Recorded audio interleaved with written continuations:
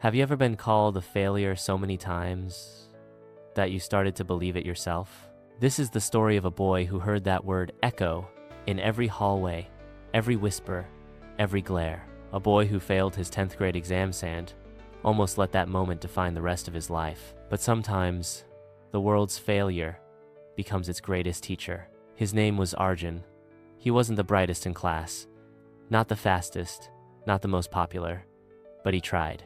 He studied late at night with dim lights because his family couldn't afford electricity all month. He scribbled notes on the back of used paper.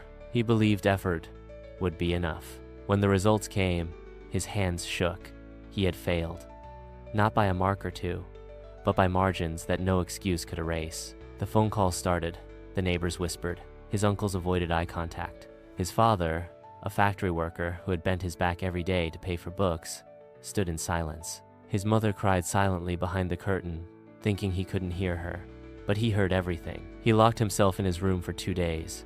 On the 3rd day, he walked out not with resolution, not with rage, just numb.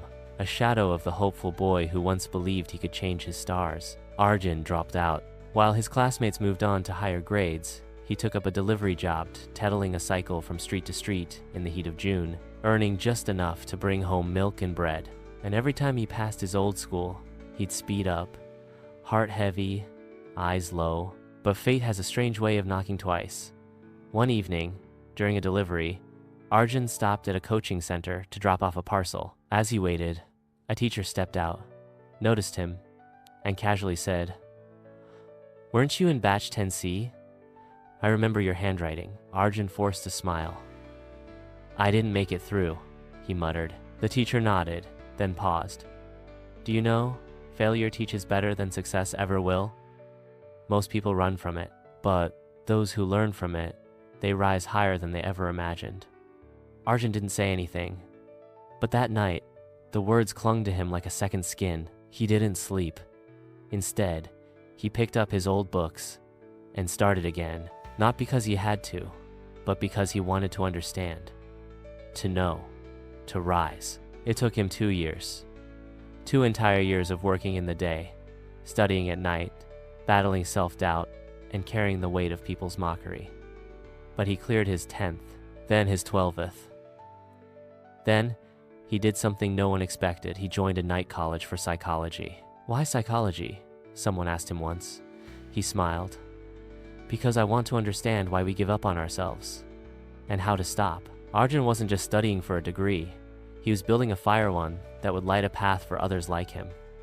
He started visiting schools, offering free talks. He shared his journey raw, unfiltered, honest. He told students, "You are not your marks. You are your mindset." Some clapped. Some cried, but they listened. Word spread.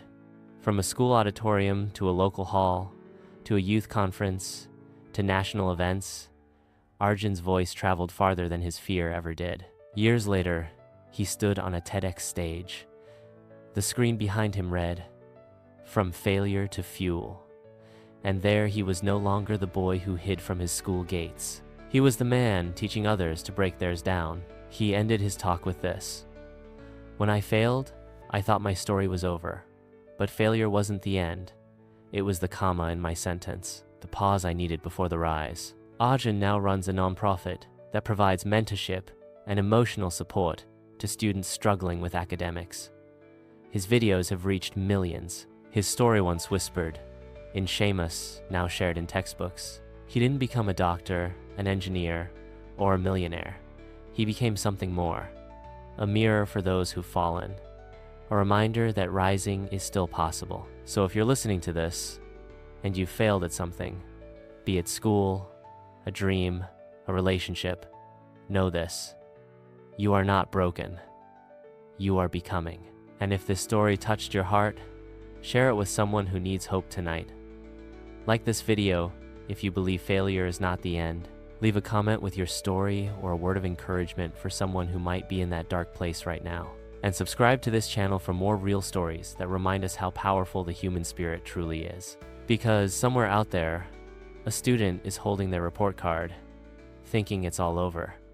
Let's remind them It's only just begun.